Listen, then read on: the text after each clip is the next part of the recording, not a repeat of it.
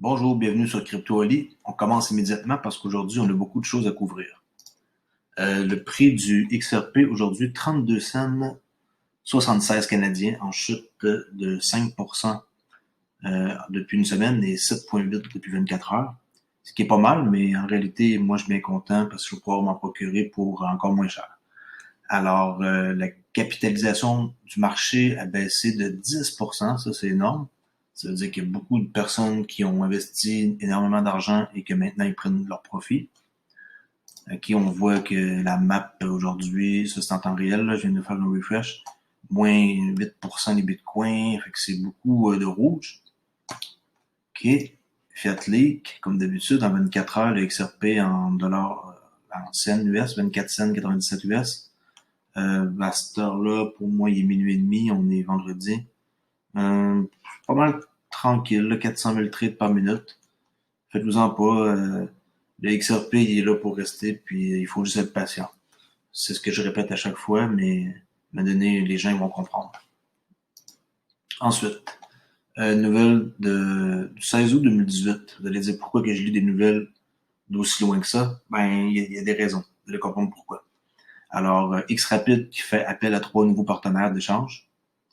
On voit ici que XRapid, le produit de paiement transfrontalier de Ripple, qui minimise les coûts, liquidité et alimenté par la vitesse supérieure, à faible coût de transaction et évolutive de l'actif numérique XRP. Mais pour XRapid, pour qu'ils connaissent comme du succès, ils doivent exister un écosystème avec des partenaires, des systèmes d'échange numérique et plein de joueurs comme ça. Alors, si vous voulez voir à quoi que ça ressemble, le flux d'un paiement XRapid vers le Mexique, c'est qu'une institution financière, comme par exemple Bitrex, initie un paiement en dollars américains. Ensuite, le montant de paiement en XRP est réglé dans le grand livre, XRP, là, public, qu'on peut voir. Et par la suite, Bitso, qui est au Mexique, via son pool de liquidité en peso américain, convertit instantanément le XRP. C'est comme ça que ça fonctionne là, pour pouvoir faire un échange. Puis je voulais vous prendre l'article ici parce que c'est comme ça encore que ça fonctionne. Puis les gens, s'ils veulent en savoir plus, bien, on peut aller voir sur Ripple Insight. Ensuite, ça c'est une excellente nouvelle. Le régulateur américain va bousculer les opérations bancaires avec des chartes fédérales pour les entreprises de paiement. L'Office of the Controller of the Currency, OCC, Brian Brooks, et ici, américain, va de l'avant avec un plan de longue haleine visant à offrir des chartes bancaires nationales aux sociétés de paiement qui n'acceptent pas de dépôt, mais tout le monde n'est pas content. Bon, comme d'habitude, là, ceux qui sont pas contents, c'est le monde qui veut imprimer encore de l'argent. Les autres sont pas contents puis ils veulent que continue à imprimer pour s'en mettre plein les poches. Selon un rapport publié mardi par Politico, le contrôleur intérimaire de la monnaie, Brian Brooks, lance le mouvement qui permettrait aux entreprises de paiement d'opérer à travers les frontières de l'État avec un ensemble unique de règles consolidées. La charte permettrait simultanément à ces entreprises d'élargir leurs offres de services financiers et d'éviter d'avoir à demander une licence dans chaque État individuellement. Ça, c'est une bonne nouvelle. Là. Au lieu d'avoir une licence dans chaque État, ben, c'est une charte qui sera nationale. Ça, c'est l'homme de la situation, là, vraiment. Là. Il vient de chez Coinbase, lui, en passant. Okay? Brooks a déclaré à Politico que l'OCC serait prêt d'ici mardi à commencer le traitement des demandes de charte, ce qui pourrait potentiellement inclure des entreprises comme PayPal et Coinbase. On sait qu'eux autres, PayPal et Coinbase, surtout, là, sont en train de, dans un article précédent, qu'ils ont dit qu'ils s'en allaient dans la crypto, là. Alors, moi, je suis bien content pour eux. Il y a 320 millions de clients. Puis Coinbase, ben, eux autres sont déjà là-dedans. Là. Ils vont juste avoir une charte pour pouvoir accélérer les paiements, puis les gens ils vont pas attendre 3-5 jours pour déposer des sous chez Coinbase. Brooks, comme j'ai dit tantôt, un ancien dirigeant de la bourse américaine de crypto-monnaie Coinbase, et qui occupait un poste de directeur juridique en septembre 2018 jusqu'à son départ pour l'OCC, un poste qu'il occupe depuis 3 mois. Un porte-parole de l'OCC déclarait à Coindesk que toutes les demandes de charte seraient rendues publiques, avec une période de commentaires mais a déclaré qu'il n'était pas encore au courant des demandes spécifiques des entreprises de paiement. Le rôle de l'OCC, c'est de réglementer, superviser et fournir une charte pour les banques nationales et les associations d'épargne fédérale qui opèrent aux États-Unis. Brooke a déclaré que la BCC était satisfait qu'il n'avait pas besoin de nouveaux règlements ou statuts pour aller de l'avant. Lui, il fonce, puis c'est ça qu'il va faire, puis c'est lui qui va faire en sorte que les banques vont custodier les paiements là, pour les gens pour que ce soit en sécurité quand ils font des dépôts des crypto-monnaies envers leur banque habituelle. Finestra, ici en quoi que la Fed s'associe au MIT. Le MIT, c'est le Massachusetts Institute of Technology, c'est toutes des personnes brillantes là, pour une monnaie numérique. Ils sont en train de demander de l'aide dans le fond là, à eux pour qu'ils développent une plateforme de monnaie numérique. Les partenaires travaillent sur une monnaie numérique hypothétique orientée vers des usages de la Banque centrale. Compte tenu du rôle important du dollar, il est essentiel que la Réserve fédérale reste à la frontière de la recherche et du développement de politiques concernant la CBDC, Central Bank Digital Currency. L'introduction de Bitcoin et l'émergence ultérieure de pièces stablecoin, là, une pièce de monnaie stable comme le Tether, USDC, là, des choses comme ça, le Paxo, avec une portée potentiellement mondiale comme la Facebook avec Libra, ont soulevé des questions fondamentales sur les garanties juridiques et réglementaires, stabilité financière et le rôle de la monnaie dans la société. Cette perspective a été intensifiée avec les appels des centrales banques digital currency pour maintenir la monnaie souveraine comme point d'ancrage des systèmes de paiement des nations. Vous voyez, ils sont en train, la Fed, de s'assurer que tout va être correct, là. Mais on dirait qu'ils veulent nous laisser croire que ça va prendre du temps, mais c'est déjà prêt. Alors, le vice-président adjoint de la Fed de Boston, Robert Bench, qui dirige l'équipe de recherche et collabore avec l'initiative du Massachusetts Institute of Technology, Bench affirme que l'un des grands avantages d'une central bank digital currency serait la prévention des monopoles du secteur privé sur des monnaies numériques, ce qui pourrait avoir des implications sur la vie privée comme avec Internet. Certaines entreprises baseraient leur modèle de revenus sur l'extraction des données des utilisateurs. Bon, ok. C'est bon pour ça. PayPal, en quoi qui parie beaucoup sur la crypto, comme Google et Amazon, qui pourraient être les prochains. Ça, c'est vraiment intéressant. Là. Je sais que c'est eux qui vont comme partir, on pourrait dire, la grosse argent là, suite à Wall Street qui vont investir beaucoup. Là. C'est les joueurs comme Amazon, Google puis PayPal qui vont partir le bal. Les crypto-monnaies sont largement considérées comme la prochaine étape de la finance en ligne. C'est eux qui le disent, là. OK? Alors, c'est pas n'importe qui. Aidant ceux qui n'ont pas accès à l'infrastructure financière traditionnelle à gérer leur argent, envoyer des paiements et effectuer des investissements sans recourir aux banques. C'est pas compliqué. La crypto-monnaie digitale, comme ça, la monnaie numérique, c'est pour aider les gens qui en ont besoin. Faire un dépôt à quelqu'un, 20$, 50$, 1000$, peu importe, 100 000. C'est ça qui va faire en sorte que les gens qui n'ont pas de banque vont adopter tout de suite la monnaie numérique. C'est le but là, ultime. Là. Une personne qui envoie de l'argent à quelqu'un puis qui l'a tout de suite après 3-4 secondes, c'est formidable. Là. Pas obligé d'attendre après une banque, puis des fois en plus ça marche même pas avec le wire transfer avec Swift. Là. Alors il n'est donc pas étonnant que certaines des plateformes de paiement en ligne les plus réussies au monde aient commencé à expérimenter cette technologie et recherchent maintenant des moyens de faciliter directement les transactions crypto-monnaies ou de permettre aux investisseurs de détail de s'impliquer dans la nouvelle économie de cryptographie. Google, comme j'ai dit, ils ont rejoint. La multinationale américaine de technologie Google est l'une des entreprises qui s'intéresse le plus à la blockchain et la crypto-monnaie. Le géant de la technologie a récemment ouvert les clés du royaume de la crypto et travaille avec Coinbase pour offrir en masse des paiements basés sur la crypto via son application Google Pay mobile.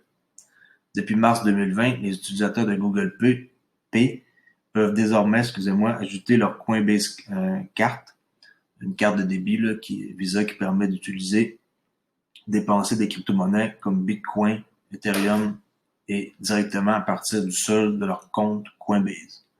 Bien qu'il existe de nombreuses offres similaires sur Coinbase, aucune n'a encore réussi à passer le processus d'approbation stricte de Google Pay. Apparemment, sont difficiles. Là. Je sais que Google Pay, ils ont un fournisseur de blockchain là, avec la news crypto, la NCW. Là. Bon, là, je pense qu'elle est rendue à comme 29 cents. Là. C'est sûr que c'est intéressant pour ceux qui veulent aller vers cette monnaie-là. Là.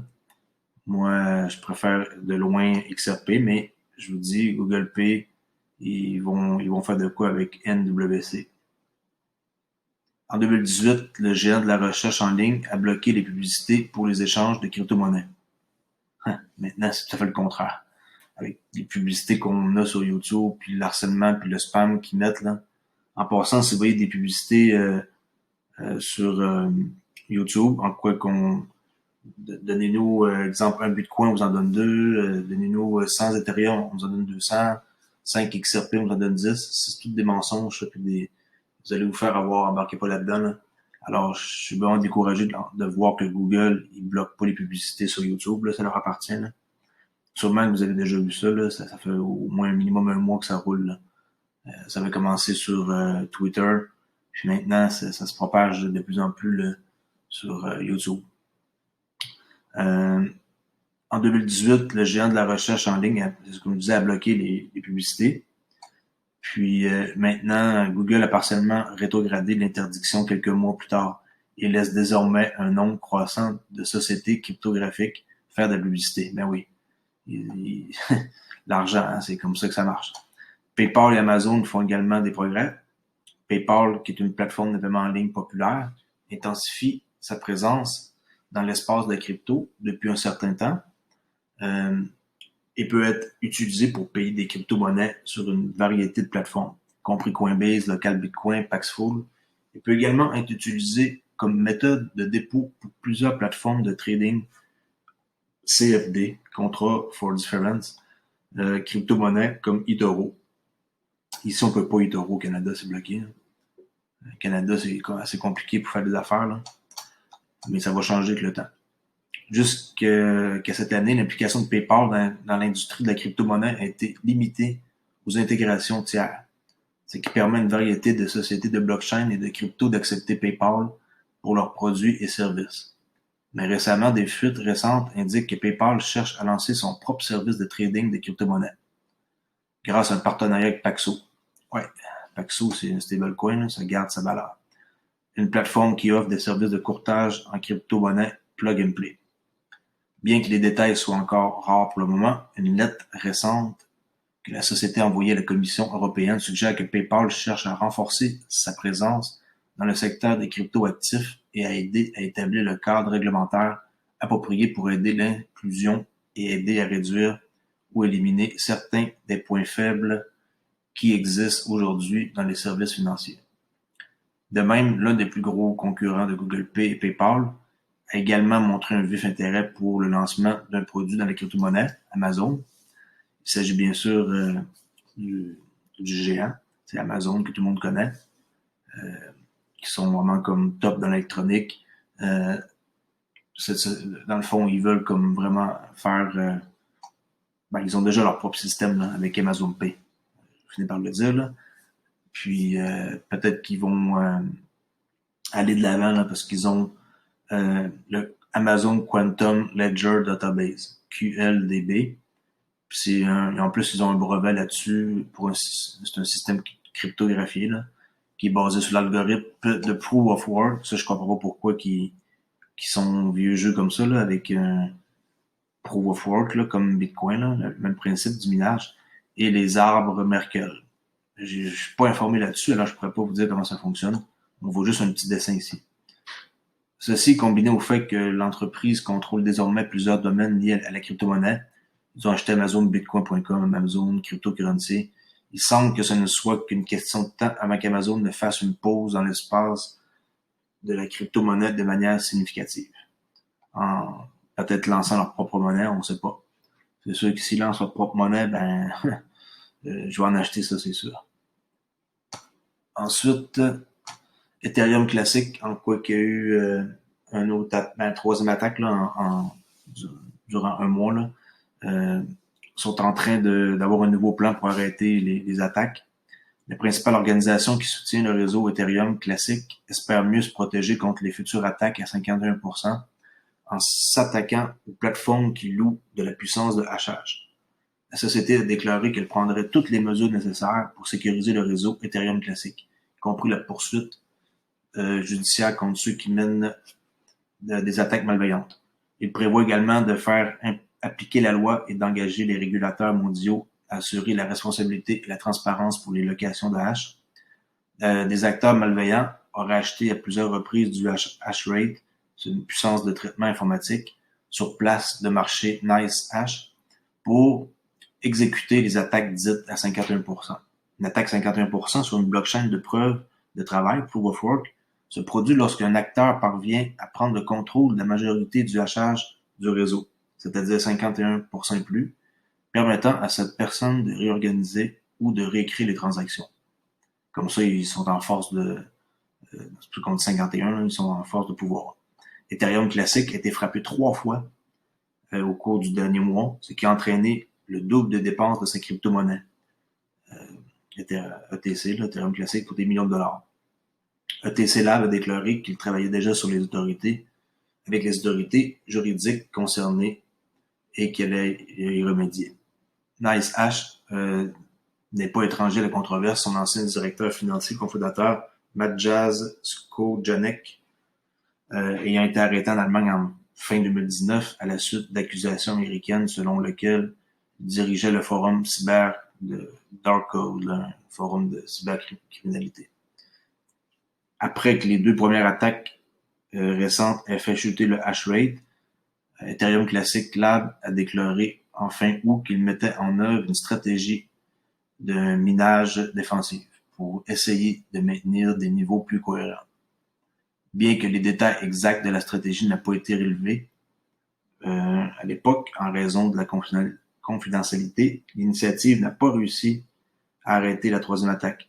On voit ici, plus le hash rate se descend, plus ça devient comme facile d'attaquer, puis abordable. Alors, le hash rate d'Ethereum classique a maintenant chuté à son point le plus bas en 3 ans, à 1.56 THS, selon Ethereum. Vous pouvez voir la vidéo, là, ils expliquent comment ça fonctionne. Ici, on voit une publicité. Désolé, c'est en anglais, là. En quoi qui nous montre Coinbase d'arrêter d'attendre 3 à 5 jours pour déposer votre argent pour acheter de la crypto. Maintenant, vous pouvez le faire immédiatement en déposant des dollars US. Alors, tout le monde est en train de se dépêcher, là, c'est une course contre la montre. Le dollar américain sur The Daily Hold, qui, selon TradingView, est en vente forte. Ils ont des indicateurs là que moi je crois plus ou moins à leur indicateur. Là. C'est trop du n'importe quoi. C'est des indicateurs qui sont comme populaires, mais ça l'indique pareil quand même inaperçu, là, mais eux ils disent que le chute du dollar US est en vente forte. Puis je les crois, parce que moi aussi je crois pareil. Mais c'est ça. C'est juste pour vous mentionner là, que leur indicateur indique que la chute du dollar US est imminente. Coindesk, en quoi qu'il y a des notices comme ça là, partout aux États-Unis que les commerces utilisent pour dire qu'ils ont plus de change. Alors, c'est pas une joke, là. Si vous pensez que la crypto n'est pas encore prête pour remplacer l'argent, ben vous vous trompez, là, parce qu'il y a des pénuries partout de ça. Depuis la mai-juin, quiconque remet un billet de 5 ou 10 dollars pour acheter des biens d'une valeur de 4,92 ou 9,79 ne reçoit que 8 cents. Ne reçoit pas les 8 cents ou les 21 cents en change qui lui sont dus. Les détaillants derrière la caisse n'ont tout simplement pas assez de pièces à distribuer.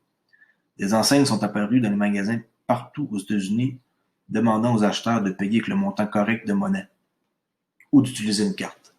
Le géant de l'épicerie Kroger demande à ses clients d'envisager d'arrondir leur facture et de payer le produit à zéro hunger, zéro waste. sur l'organisation caritative à but non lucratif, ou de mettre le solde dû sur une carte cadeau. La chaîne d'épicerie Blame de la Réserve fédérale connaît actuellement une pénurie de pièces. Des signes similaires sont apparus chez McDonald's, Dairy Queen, Lowe's, Walmart et plus encore. Alors, il ne peut jamais y avoir de pénurie de version numérique du dollar car le jeton circule rapidement sur Internet, pas lentement par la main. Ça veut dire que les crypto-monnaies, c'est impossible qu'il y ait une pénurie. Il semble étrange qu'une nation avancée comme les États-Unis puisse connaître une pénurie de changements. On dirait que c'est l'époque médiévale, là.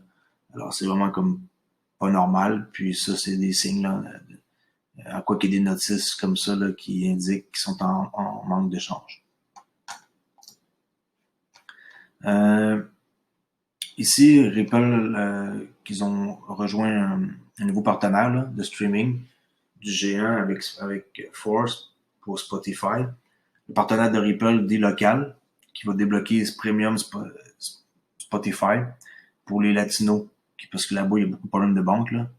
Alors, le partenaire de longue date, excusez-moi, de Ripple, D-Local, a annoncé sa collaboration avec le géant du streaming Spotify pour remettre à ce dernier d'élargir plus facilement sa base d'abonnés premium en Amérique latine.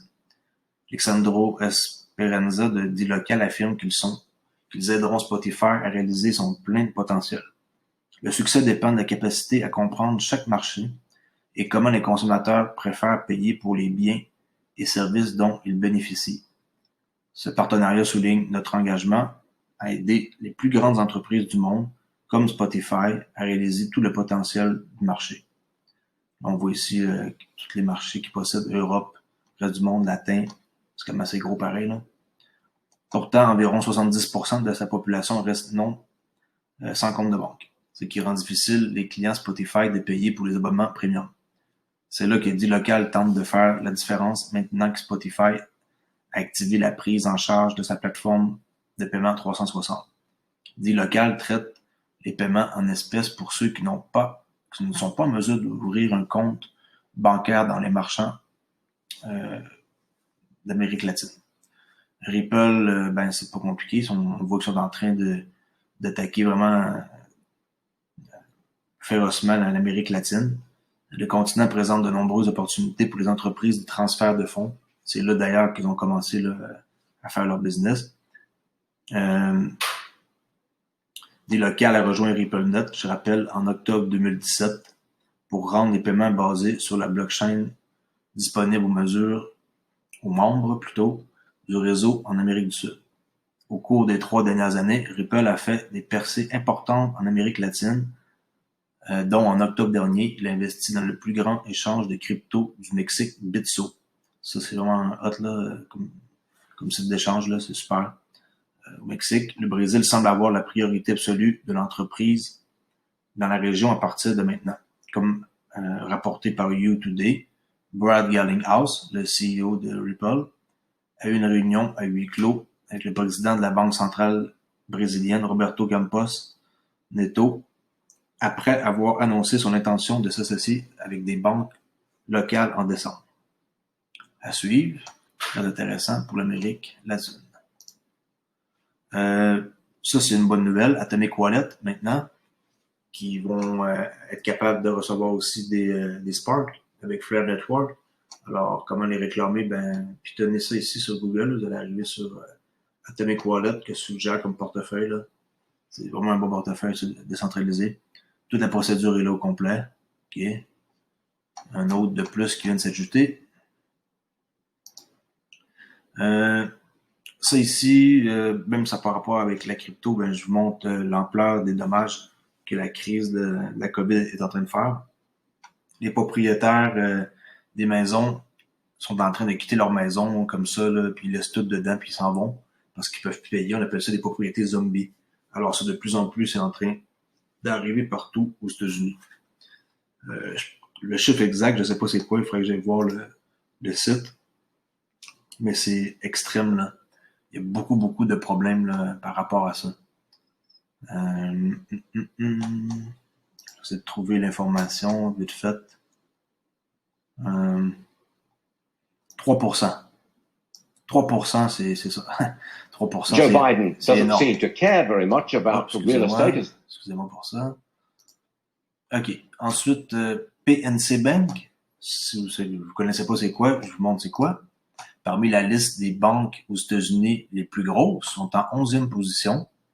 Et vous pouvez la liste ici des banques, là, les 100 banques. Très, très, très grosses banques. Pourquoi je vous parle de eux? Parce qu'ils viennent de faire une publicité sur leur site qui dit que pour une durée limitée, on peut ouvrir un nouveau portefeuille virtuel. Alors, si on clique ici sur le portefeuille, on va voir, on peut choisir d'avoir un portefeuille virtuel. Puis on rentre notre code postal. Là.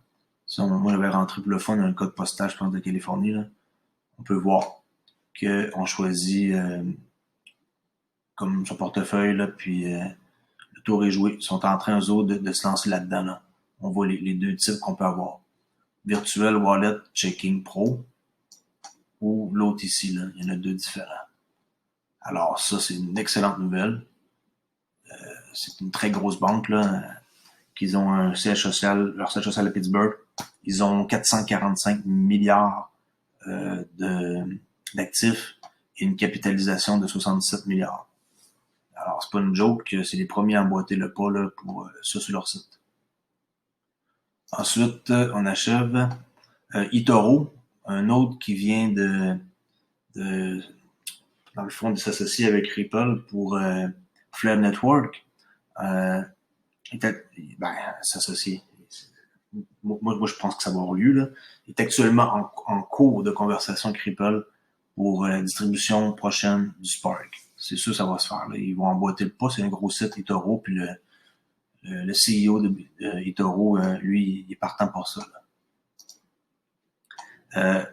Anchor USD va soutenir Flare Network pour la distribution du Spark. Alors, ça, c'est encore une autre bonne nouvelle. XRP, ben, ils sont en train de scorer gros là, en ayant fait comme une association avec Flare. Puis si vous avez des XRP, ben n'hésitez pas à faire la demande là, pour réclamer vos Sparks. Là. Ça va être le 12 décembre que ça va arriver. Si vous avez 5000 XRP par exemple, vous allez recevoir 5000 Sparks. Vous avez 100 000 XRP, vous allez recevoir 100 000 Sparks. C'est du 1 pour 1. Alors, je crois qu'on achève bientôt. Il reste à parler du président des services bancaires du Sénat. Okay, ce monsieur-là, c'est un homme très, très, très important, là, qui sont en train de faire le projet de réglementation en matière de cryptographie. Le sénateur américain Mike Crapo, qui dirige le puissant comité bancaire du Sénat, a demandé au bureau du contrôleur de la monnaie, OCC, Brian Brooks, de renseigner son comité sur son avis préalable de proposition de réglementation pour les services de crypto-monnaies. L'OCC, un organisme de réglementation bancaire fédérale, demande au public de peser sur la façon dont la crypto va être utilisée ou traitée dans les secteurs financiers. En date de juin dernier, là. Environ 90 banques, des startups de crypto, universitaires et organisations du secteur ont répondu à certaines grandes banques en particulier, suggérant qu'elles seraient disposées à fournir des services de crypto avec une réglementation plus claire. La lettre de Crapo, ici la lettre, là. Désolé, c'est en anglais, mais je ne veux pas la lire non plus, là. Vous pouvez la lire, là. C'est vraiment intéressant. On voit que c'était signé puis qu'il demande dans le fond, il demande de l'aide. Tu sais, là, quelle activité compte être liée à ça, comment ça va fonctionner le distributeur Ledger Technology, quel paiement va être en marche. Fait que, dans le fond, ce gars-là, ici, lui, c'est ça, il est en train de demander avec monsieur Mike Crapo comment faire pour que tout ça fonctionne. C'est ça le but de la patente, là. Alors, la lettre est là. Vous pouvez comme pitonner la lettre de Crapo sur Google de la trouver. C'est une lettre qui a été datée à partir du 1er septembre. C'est très récent comme nouvelle, là. C'est avant-hier. Demande à l'OCC de fournir au comité une mise à jour des conclusions pour les prochaines étapes à prendre avec cette technologie-là. Quand on est rendu aussi loin que ça, ben la crypto, vous allez voir, c'est là pour rester. Les États-Unis doivent créer des règles claires concernant les services de crypto-monnaie sans étouffer l'innovation. Avec l'espace crypto offrant des produits et services aussi divers qu'ailleurs dans le domaine de la finance, Crapo a écrit « Ces innovations et d'autres similaires sont inévitables, bénéfiques pour les États-Unis qui devraient se diriger dans un développement. » Le comité sénatorial des banques a tenu un certain nombre d'audiences sur l'espace de crypto, comme le souligne la lettre de Crapo, y compris le projet Libra de Facebook. Bon, qui oubliez ça, là, ça n'a aucun rapport avec XRP, Libra, là. C'est pas du tout la même fonction. Alors, la lettre, c'était ça. Puis on va finir avec ici la crypto-banque suisse Sygnum, qui obtient son approbation pour le trading actif numérique. L'émetteur numérique des francs suisses est désormais autorisé en tant que centre de négociation d'actifs numériques. Ça, c'est vraiment intéressant, là. Encore d'autres percées. Sygnum, une importante banque de crypto-monnaies en Suisse, se prépare afin d'introduire le trading d'actifs numériques après avoir reçu l'approbation réglementaire. Le 1er septembre, qui est il y a 2 jours, Sygnum a annoncé avoir reçu l'approbation réglementaire de l'autorité de surveillance du marché financier. C'est pas n'importe qui, là. C'est ceux qui contrôlent tout, là. Permettant à la société d'étendre ses services à une installation de négociation d'actifs numériques. Encore une autre bonne nouvelle. Juste des bonnes nouvelles, c'est ça que je vous apporte. Puis s'il y en a des mauvaises, ben je vais aussi vous les mentionner pour que vous soyez au courant. S'il se passe de quoi d'important sur Ripple, avec XRP, leur jeton, soyez-en sûrs, je vais vous tenir au courant. Je suis pas là pour vous compter des menteries, je suis là pour vous annoncer tout ce qui est en lien avec la crypto-monnaie, dont XRP en général, et le monde des cryptos et tout ce qui est trading. Alors, abonnez-vous à CryptoAli, ça me fait plaisir d'avoir des nouveaux abonnés. Je commence, alors c'est sûr que c'est encourageant de voir quand j'ai quelqu'un de nouveau qui s'abonne. Puis, partagez ma chaîne si vous en avez envie, puis aimez mes vidéos. Alors, je vous dis à la prochaine. Merci, au revoir.